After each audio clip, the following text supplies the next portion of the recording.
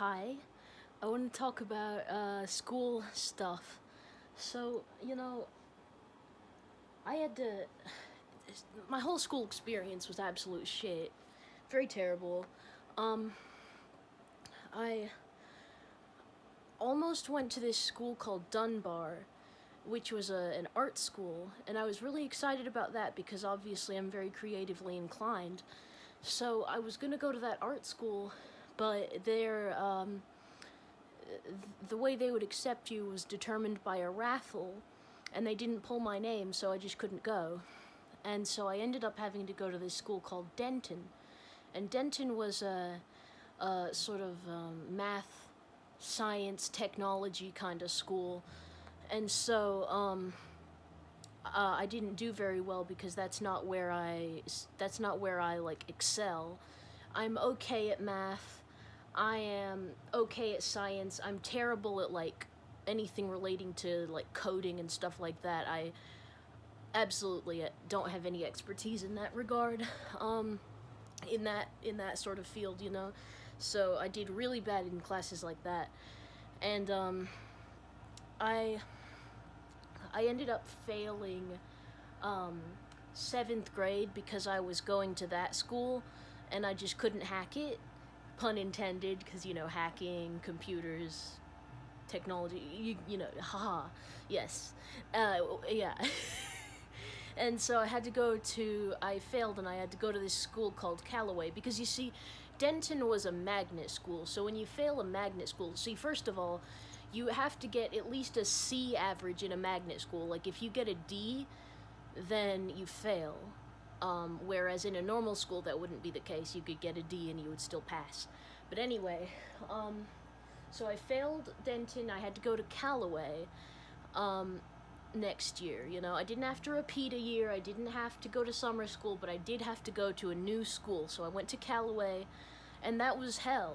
That was so terrible. That was like one of the worst times of my life. I didn't even spend an entire year of school there because like towards the end of the year, the pandemic started. So we got to like, end the school year early. But it was still deeply traumatizing for me. Within the first few weeks, I had like a sort of anxiety attack, kind of mental breakdown in the middle of class, and I got like some girl. The teacher told her to like take me to the counselor's office. Now I might have told this story on the channel before, but it's okay to like do stuff where you tell the same story because like there's new people on the channel now, and it's okay, and it's like, it's no big deal. So if I've already told this one before, then forgive me, but I just like to talk about this because it's on my mind a lot.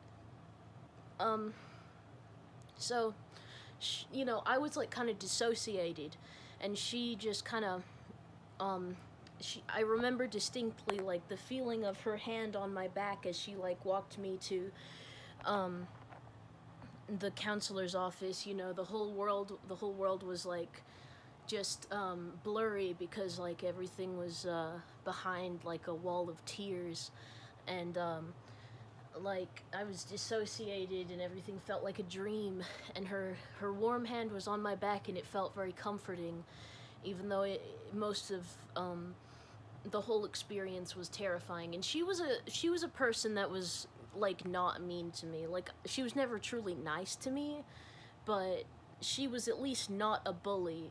And I think that she was lesbian as well. Like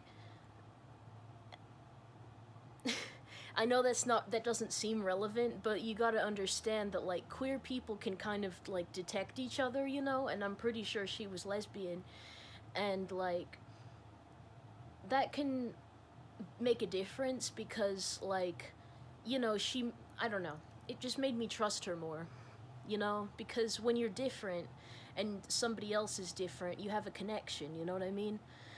But anyway, she walked me to the counselor's office, and I was tearfully explaining to the counselor that pretty much everything in my life felt hopeless, and I was so upset, and everyone at school bullied me, and I was so uncomfortable. Like, this was only a few weeks into the school year, but I already knew that I was in hell, And so I got her to agree to like put me in a class with this other student um, that I had known in previous years and that we used to be friends.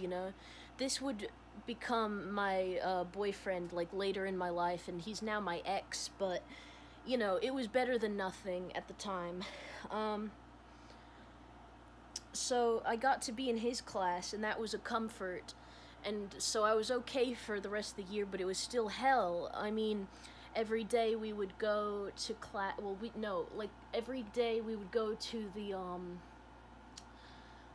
the what's it called, the I guess the gym, and we would all hang out in the bleachers, but we weren't allowed to talk at all. And the whole time the staff would just yell at us.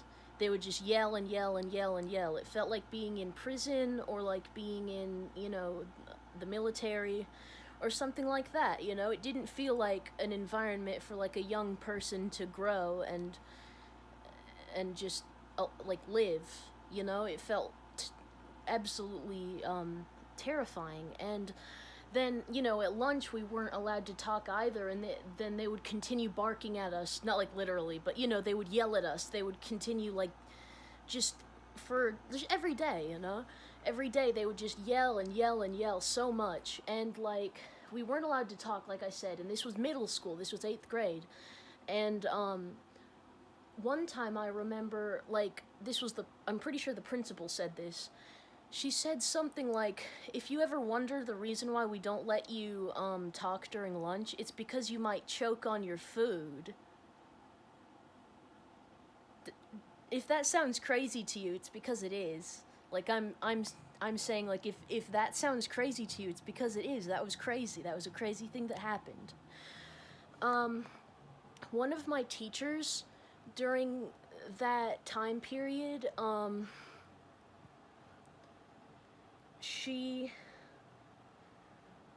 name was Miss Timmons, and I heard that she had a child recently, which I think is very sad, because if I was her child, I don't think I would have, like, lived past age 12. Like, as in, I would have, like, like, I would have cut things short before then. And, like,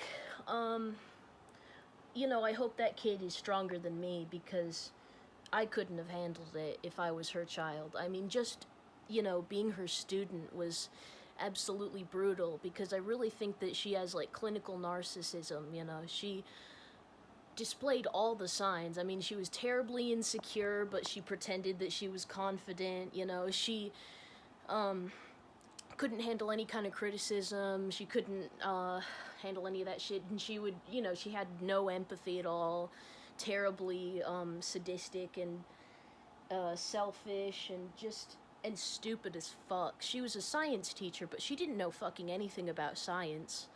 I had to teach her all kinds of stuff because, my mom has a degree in biology, and while Miss Timmons's class wasn't really like a biology class, I just generally have like a better understanding of science as a result of having a mom who has an interest in science. You know what I mean? So and I'd also had much better teaching, like, much better experiences with learning scientific concepts in previous years, going to better schools, So, like, for example, I had learned that the moon was a natural satellite. I learned that in, like, 6th grade from my science teacher, Miss Adams, at Denton. So I had to teach Miss Timmons that in 8th grade because she kept arguing with me, and the whole class was on her side, because they all hated me. Everyone in the entire building hated me. Sometimes even my friend that I had joined the school for also hated me because, I mean, sometimes you're just in a hopeless situation for a little while and you just have to wait it out. Really, like, when I tell you that, I mean it. Like, sometimes if you ever find yourself in a situation like that, literally, sometimes it just goes away. Like, things are better now, okay? That is the silver lining. There is hope. Sometimes it just comes with time. Literally, just wait. There's no rush. You just have to wait sometimes. I know it's hard, but you have to.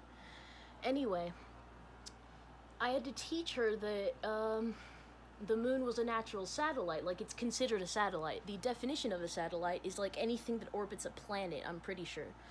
So, she didn't believe me. She was like, no, satellites are just like those metal things that NASA puts out there and shit like that. And I was like, no, no, no, no. The moon is a satellite. Look it up. So she did, and I was right.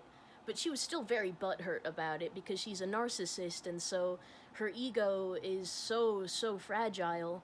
And whenever anyone challenges her, especially a student, she's, I don't know, I guess it's like a crisis for her.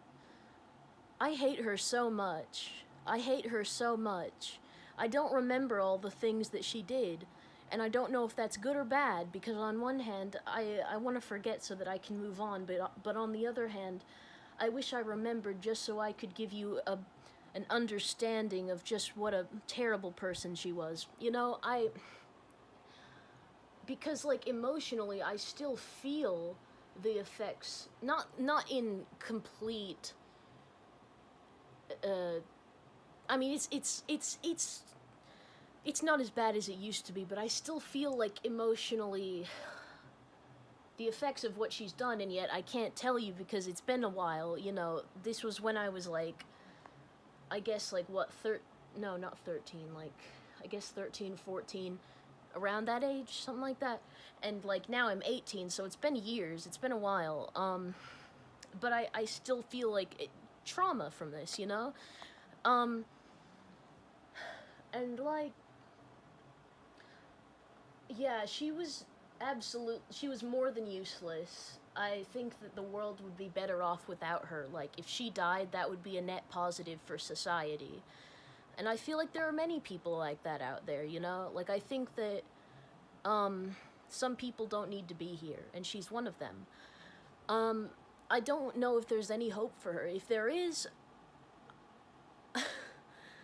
hallelujah, because for fuck's sake, she's one of the worst people I've ever met, Miss Timmons. And she's had a child, like I said. I just find that so depressing. I find it really sad. I mean, it's sad enough whenever somebody's born, just because, the world is such a cruel place, but then when it's born to someone like that, someone... It's just awful, isn't it? And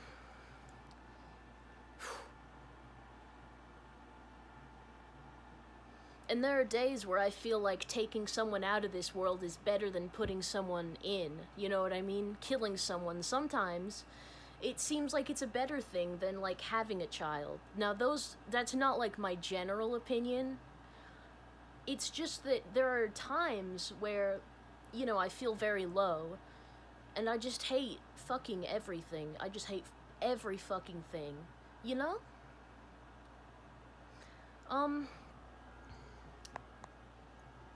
Yeah, but after the pandemic happened, I,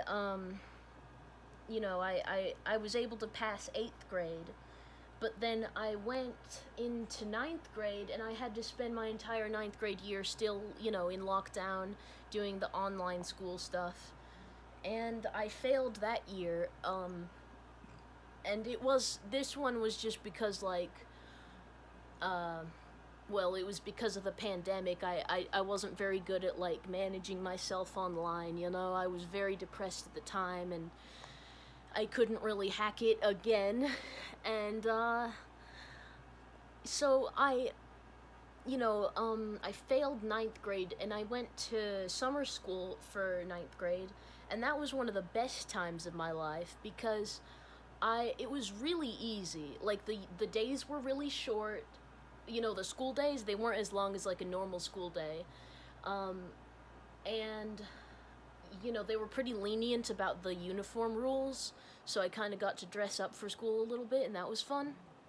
And the work was really easy, and I made a lot of friends. Like, I met some of my, to this day, some of my only punk friends. I have a few punk friends in my life now. Like, my boyfriend Travis is pretty punk, but, anyway, that was a very special time for me, and I did so good in the classes that See, I was doing like I think English and math. I was like doing those subjects, and so I did so well that I got to finish early.